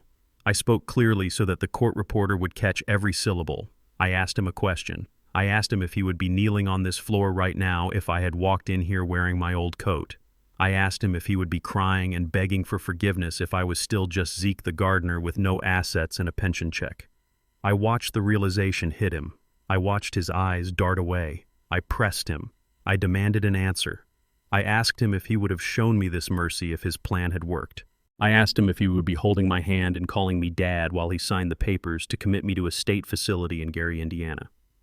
I told the court exactly what that facility was. I described the smell of bleach and urine. I described the restraints. I described the isolation. I told them that was the retirement plan my son had designed for me. I told them he was not crying because he was sorry. I told them he was crying because he realized that the man he tried to throw away was the only man who could save him, and that man was no longer interested in the job. Tyrell tried to speak, but he choked on his words. He knew I was right. He knew that if I were poor, he would be stepping over my body to get to the door. He knew that his remorse was directly tied to my net worth. I turned to the judge. I said, "Your Honor, this man claims he was manipulated. He claims he was a passive victim of a con artist. He claims he loves me. But love does not try to chemically lobotomize its object. Love does not steal, and love certainly does not commit felonies to expedite an inheritance." Courtney let out a small gasp from the defense table. She knew where I was going. She tried to signal Tyrell to shut up, to stop looking at me, but it was too late. I nodded to Harper. She opened her briefcase. She pulled out a single document enclosed in a clear plastic evidence bag. It was not a bank statement. It was not a deed. It was a copy of the life insurance policy Courtney had found in the car, the one they thought would solve all their problems. I held it up. I walked over to the witness stand where the clerk accepted it and handed it to the judge. I told the court to look at the bottom of the page. I told them to look at the request for a change of beneficiary and the request for an accelerated payout due to terminal illness. There was a signature at the bottom. It read, Ezekiel Freeman. The ink was black. The loops were wide. I looked at Tyrell, who was still on his knees. I told him to look at me. I told him that I had not signed anything in black ink in 20 years. I told him I only sign in blue archival ink. It is a habit from the shipping business. I told the judge that the signature on that document was a forgery. I told him that my son had tried to cash in my life before I was even dead. I told him that Tyrell had submitted this paperwork to the insurance company 2 days after I disappeared. He had claimed I was missing and presumed dead or incompetent, hoping to trigger a clause that would give him control of the policy. He wanted the $100,000 to run away. He wanted to use my death benefit to start a new life while I was still breathing. I leaned down close to Tyrell's face. I whispered so only he could hear, but the microphone picked it up anyway. I said, you tried to sell my life, Tyrell. You tried to forge my death warrant. I stood up straight and addressed the bench. I said, Your Honor, this is no longer a matter of bankruptcy or civil debt. This is fraud. This is forgery. This is an attempt to defraud an insurance carrier and steal the identity of a living person. I pointed at the document. I said my son did not just make bad financial decisions. He made criminal ones. He crossed the line from a bad borrower to a felon. The judge looked at the document. He compared the signature to the ones on the bankruptcy filing. His face went hard as stone. He looked at the bailiff standing by the door. He nodded. Tyrell saw the look. He tried to stand up, but his legs failed him. He slumped back against the plaintiff's table. He looked at his hands. He realized the walls were not just closing in. They had just locked. He realized that he had not just lost a lawsuit, he had lost his freedom. The civil trial was effectively over. The criminal trial was about to begin, and the primary witness against him was the man whose name he had signed. The judge ordered a recess to process the new evidence of forgery and fraud. The marshals moved to take Tyrell into custody, but I raised a hand. I asked the court for a moment. I walked to the large window on the left side of the courtroom, which overlooked the employee parking lot and the rear exit. I gestured for the bailiff to bring Tyrell to the window. The young man looked confused, but the authority in my voice made him comply. He dragged my weeping son over to the glass. I told Tyrell to look down. I pointed to a rusted gray sedan parked between a dumpster and a delivery truck. It was a car that had seen better days, the kind of vehicle you buy with cash and abandon without a second thought. Inside the driver's seat sat a figure hunched low, wearing a hooded sweatshirt and dark sunglasses despite the overcast sky. It was Bishop King. He was not in Dubai, he was not in Mexico. He was right here in the parking lot of the federal courthouse, hiding like a rat. He was a fugitive on the FBI's most wanted list for financial crimes, yet he had risked everything to come here. He was not here to support Tyrell. He was not here to provide legal counsel. He was here because he was an addict. He was addicted to other people's money, and he was desperate. He was waiting to see if Tyrell walked out of those doors. He was gambling that my son had managed to pull off one last con. He hoped that Tyrell had guilted me into a settlement or secured a loan modification or maybe even successfully forged a check. Bishop was waiting to strip the carcass of my son one last time before he fled the state. He was waiting to take whatever scraps Tyrell had managed to steal from me and leave him holding the bag. Tyrell squinted through his tears. He recognized the profile. He recognized the nervous tapping on the steering wheel. He whispered the name, Bishop. He looked at me with confusion. He asked why Bishop was here. He asked if Bishop had come to save him. I looked at my son with pity and disgust. I told him that Bishop was not a savior. I told him Bishop was a vulture. I told him that Bishop was only here because he thought you were stupid enough to get money out of me and loyal enough to hand it over to him. Then I pulled out my phone. I dialed a number I had saved as Agent Miller. I said 3 words into the receiver. He is there. I hung up. Tyrell looked at me. He asked what I had done.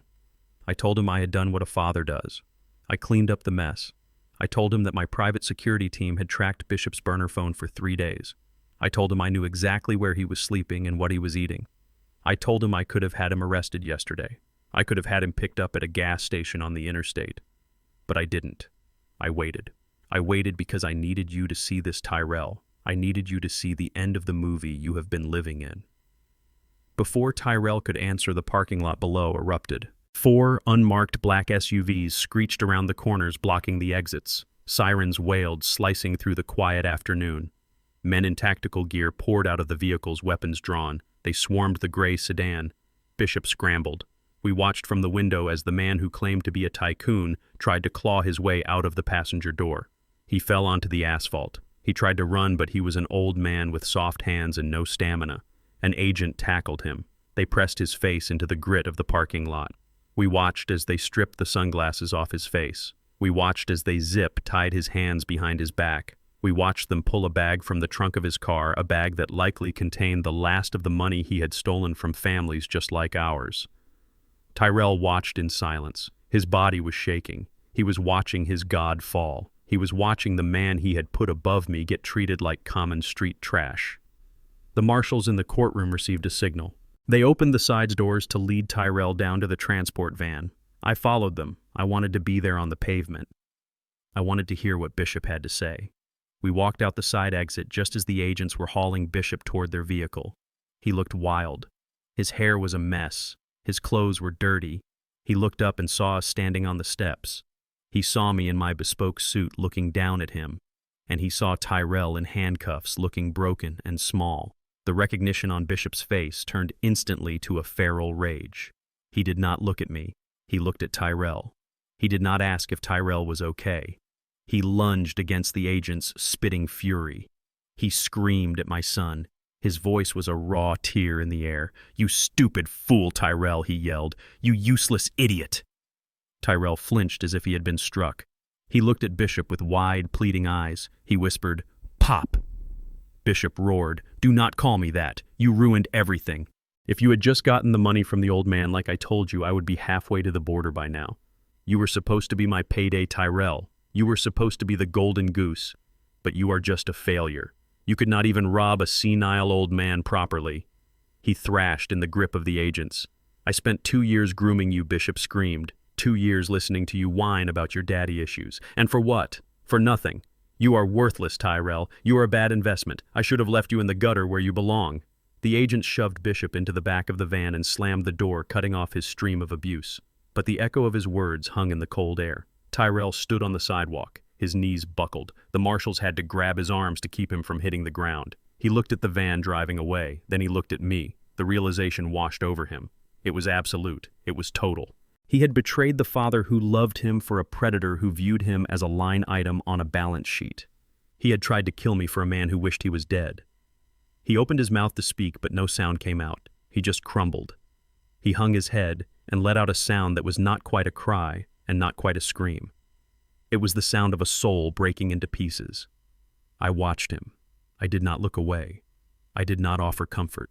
I simply adjusted my cufflinks and turned back toward my car. The lesson was delivered. The tuition had been paid in full.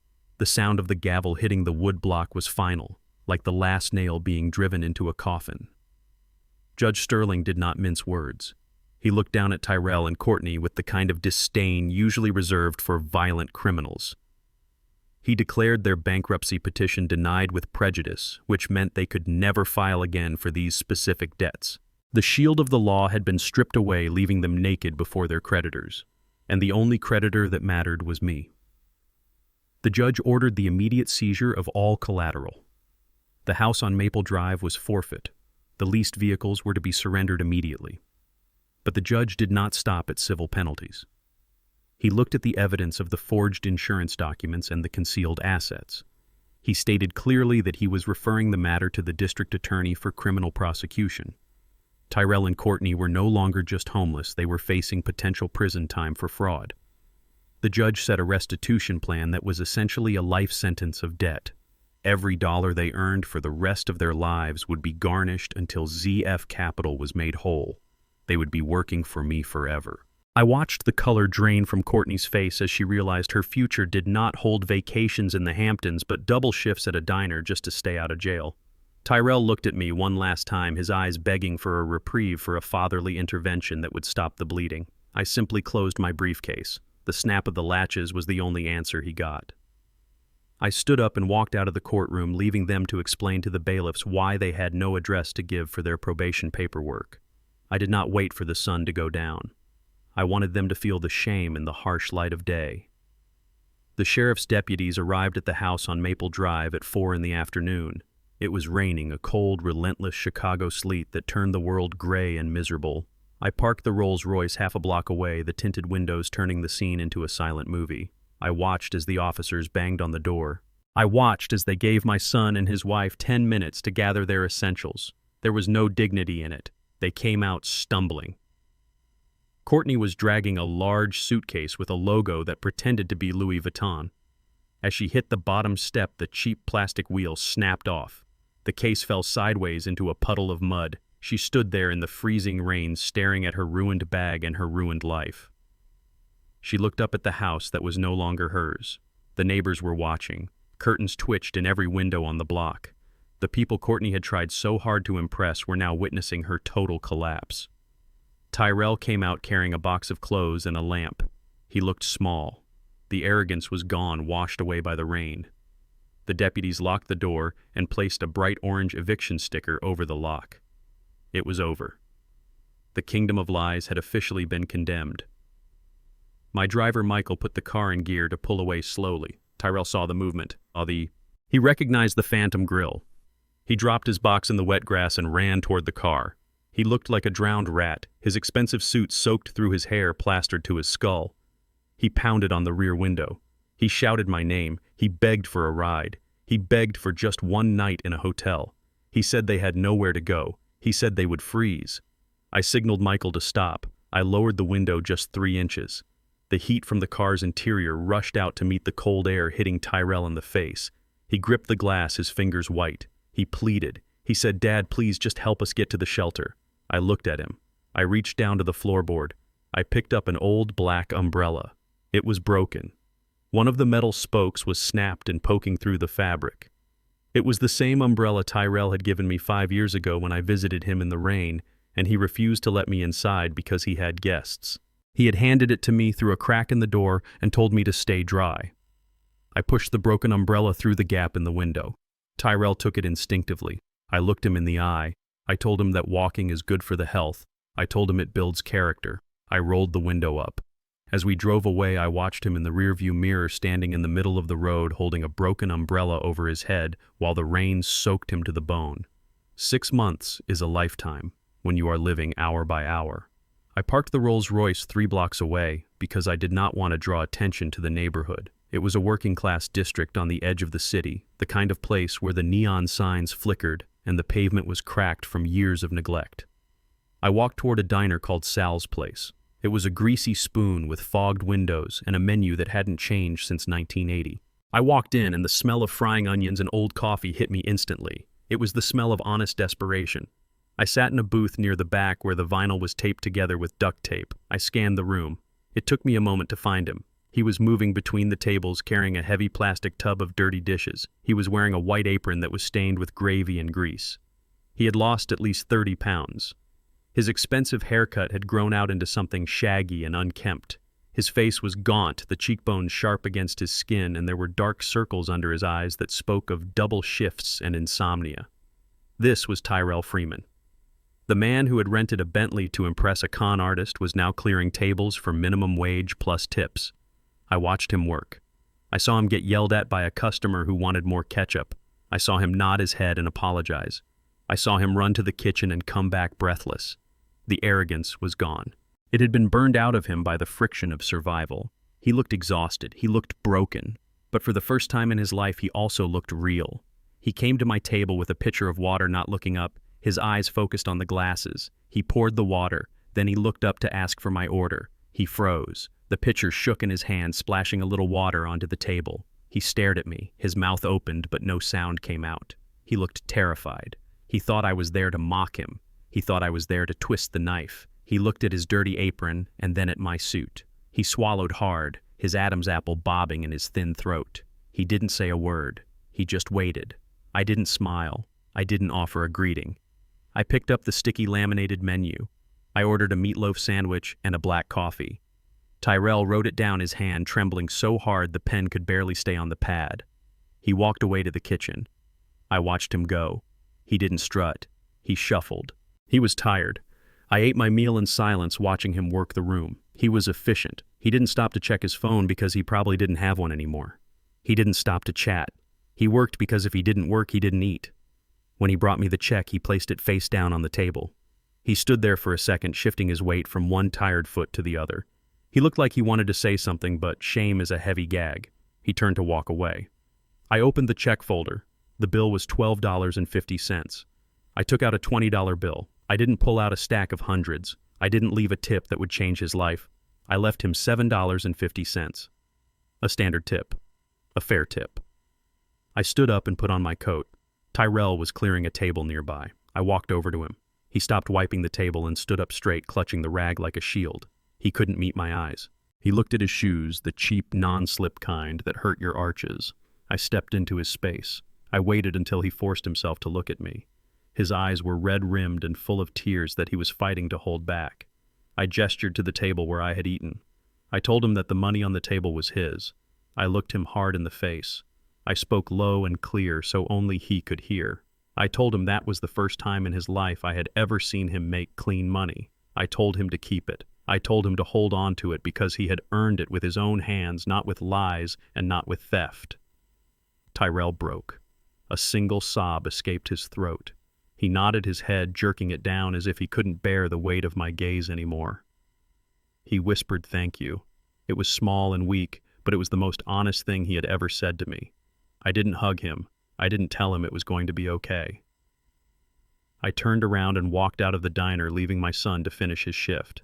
The sun was setting over Lake Michigan, painting the water in shades of violent orange and deep purple.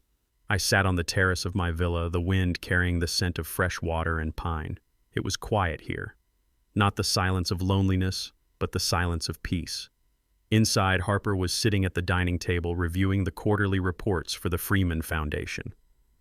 She looked up as I walked in. She told me the numbers were good. She said we had just approved our 100th scholarship recipient, a young man from the South Side who wanted to study logistics. His application essay talked about watching his father work 2 jobs just to keep the lights on.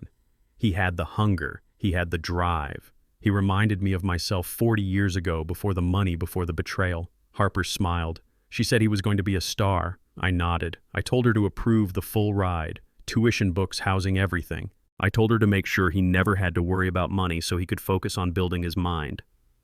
I poured 2 glasses of iced tea and sat down opposite her. We didn't talk about business for a while. We talked about our grandchildren. We talked about the weather. We talked about the simple things that make a life worth living. I looked around the room.